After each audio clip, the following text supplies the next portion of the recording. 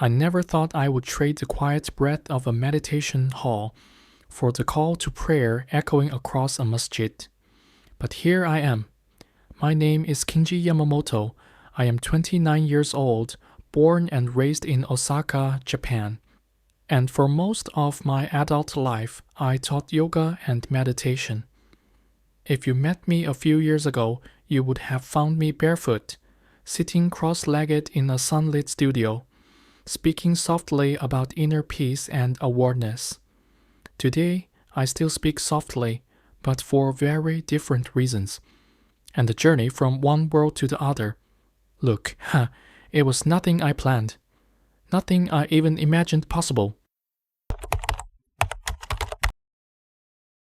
I grew up in a quiet neighborhood, the kind where winters feel heavier because the streets go still and summers feel louder because every window is open. My parents weren't religious, but they kept the traditions of our culture.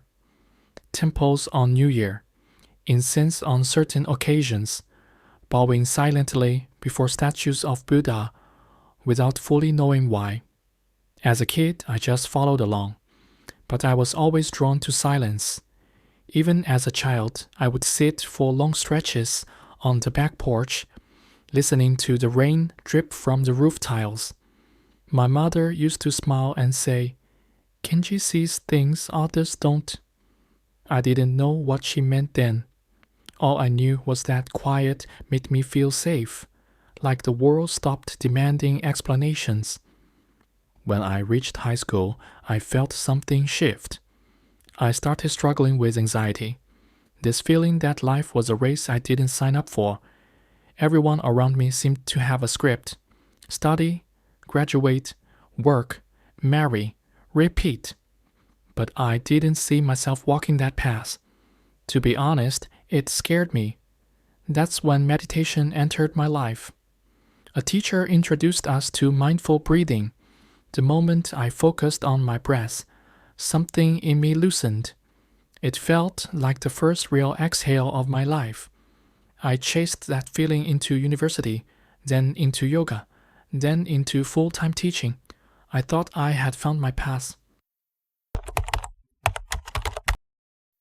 For years, I lived what many people would call a peaceful life. Sunrise yoga sessions, vegetarian meals, long retreats in the mountains. People came to me searching for calm, and I tried to give them what I had. But there was a truth inside me I didn't admit to anyone. The silence wasn't enough anymore. I remember one retreat in particular. We were sitting in a circle, the room dim, the scent of sandalwood thick in the air. Everyone was breathing slowly, deep, present, and yet my heart felt hollow. I kept asking myself a question that became impossible to ignore.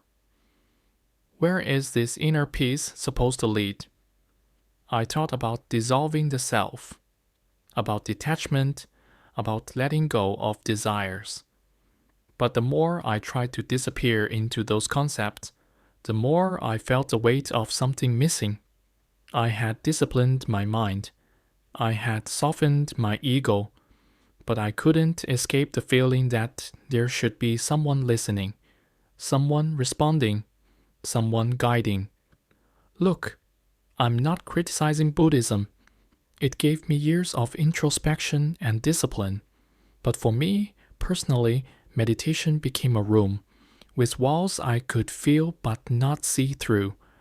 I would sit in stillness, waiting for something beyond myself, but it never came. And that longing, that yearning for truth outside of my own breathing, it grew louder. The turning point came in the most unexpected way. I was in Kyoto, visiting a friend who ran a wellness center. Nearby was a small masjid I had never noticed before. One evening, after a long day of teaching, I walked past it just as the adhan began. I froze. The voice echoed through the air like something ancient, something that didn't ask permission to be heard. It wasn't just beautiful, it was commanding. It was calling, and for the first time in years, The silence inside me opened rather than tightened. Something whispered inside me. This is not a sound meant for the ears. This is a sound meant for the soul. I didn't understand Arabic. I didn't know what the words meant, but they felt like truth, like certainty, like everything I had been searching for but didn't know how to name. That night I went home and searched what the call meant. God is greater. Come to prayer. Come to success. The words hit me harder than I expected. Success? I had been teaching people how to detach from the world, how to quiet the self. Yet here was a call saying that success was found in turning toward God, not away from life. Something awakened in me.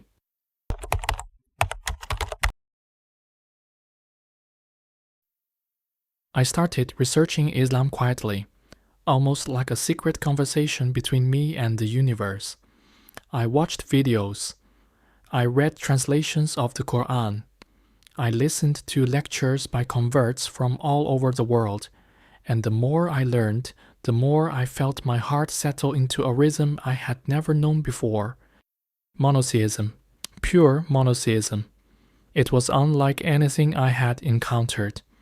The idea that God is one, incomparable, without form, without partner. It resonated with something deep inside me. It gave meaning to surrender. It gave direction to humility. It gave purpose to every breath I had ever taken in silence. One evening, I found myself sitting outside the masjid again. I told myself I was just curious, but the truth is, I was looking for courage. A brother saw me and invited me inside with a warm smile. No pressure, no expectation, just kindness. Inside, during the prayer, I watched them bow their heads to the ground, and I felt something inside me break, not in a painful way, but like a door finally opening. In meditation, I quieted my mind, but in sujud, people were giving their hearts to God.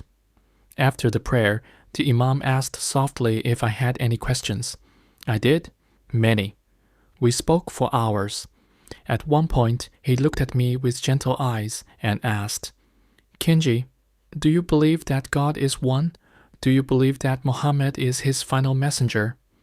I took a breath, a long, slow breath, like the ones I used to guide students through. And then I said, "Yes, I believe it." He smiled and said, "Then you are ready." I repeat the Shahada in a trembling voice, and I swear, I felt like I had been carrying a weight my entire life without knowing it, and suddenly it lifted, as if someone placed a hand on my heart and said, "Welcome home." I cried. I cried in a way I had never cried before, not from sadness, but from recognition. Life after Islam has been a quiet transformation, not dramatic, not loud, but deep, real, grounded. My mornings used to begin with stretching and breathing exercises. Now they begin before sunrise, standing in prayer, whispering words that feel like medicine. The stillness is still there, but now it has a direction, a purpose, a destination. I no longer chase detachment. Instead, I strive for connection with the one who created me. And look, it wasn't perfect at first. I struggled with Arabic. I struggled with habits I had built over many years. I struggled with the idea of submitting myself fully. But every struggle felt like a step toward clarity rather than confusion. Teaching yoga became different too. I no longer spoke about dissolving into the universe. I spoke about grounding, about humility, about gratitude. Some students didn't understand, some drifted away. But the ones who stayed, they saw a calmness in me that no amount of meditation had given me. The biggest change, I don't feel alone anymore. Even in silence, I'm not alone. Even in hardship, I'm not alone. And that is something meditation never gave me. If you are listening to this and you're searching for meaning, searching for grounding, searching for something beyond your own breath, ask yourself why the search never feels complete. Ask yourself why the heart wants more than silence. Look at your life honestly. Look at what brings you stillness and what brings you truth. They aren't always the same, and don't be afraid to walk towards something unfamiliar. Sometimes the unfamiliar is exactly what your soul has been waiting for. To anyone out there who feels caught between seeking and surrendering, take your time, move slowly, breathe, but don't ignore the tug inside your chest. It might be guiding you toward the place you belong. My name is Kenji Yamamoto, and this is why I left meditation mats for masjid mats. And if my story teaches anything, it's this. Sometimes the path you think is peaceful is only preparing you for the path that truly is.